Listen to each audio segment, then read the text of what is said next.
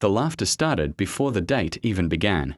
At a small, stylish restaurant in downtown Toronto, a group of office employees whispered and giggled as they watched the door.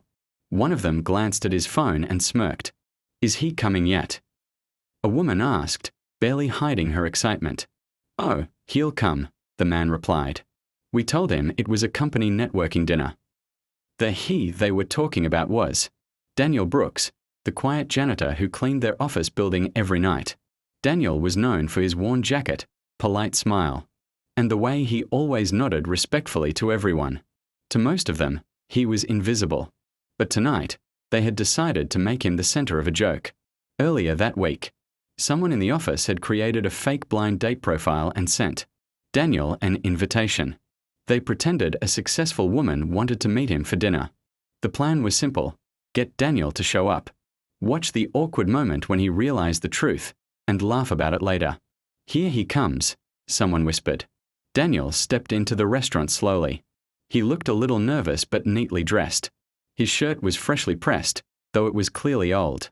He scanned the room with hopeful eyes, holding a small paper with the table number written on it. The group at the table tried to stay quiet, covering their mouths as they watched. Daniel approached. "Excuse me," he said politely. "Is this table 24? For a moment, no one answered. Then a woman at the table forced a smile. "Yes, actually, we were just waiting for someone." Daniel looked relieved. "Oh, wonderful. I thought maybe I had the wrong place." He sat down slowly, placing his hands neatly on the table. There was an uncomfortable silence. Some employees avoided eye contact. Others struggled not to laugh. One of the men leaned back and said loudly, "So Daniel, you're on a blind date tonight." Daniel looked confused for a second. "Yes, I suppose so," he said gently. "I received the message yesterday."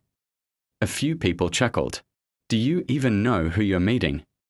Another person asked mockingly. Daniel shook his head. "No, but I thought it might be nice to meet someone new." The laughter grew louder now. Someone whispered, "This is too good." Daniel noticed the strange atmosphere. His smile faded slightly, but he remained calm. "I'm sorry," he said quietly. "Did I misunderstand something?" Before anyone could answer, the restaurant suddenly became quieter.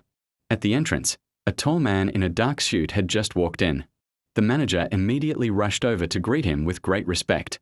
Several people at the prank table noticed him and immediately stopped laughing. "Wait, is that?"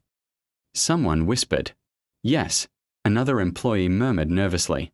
"That's Mr. Harrison." Michael Harrison, the CEO of the entire company. He rarely visited this branch office, and no one expected him to be in this restaurant tonight. Mr. Harrison looked around the room.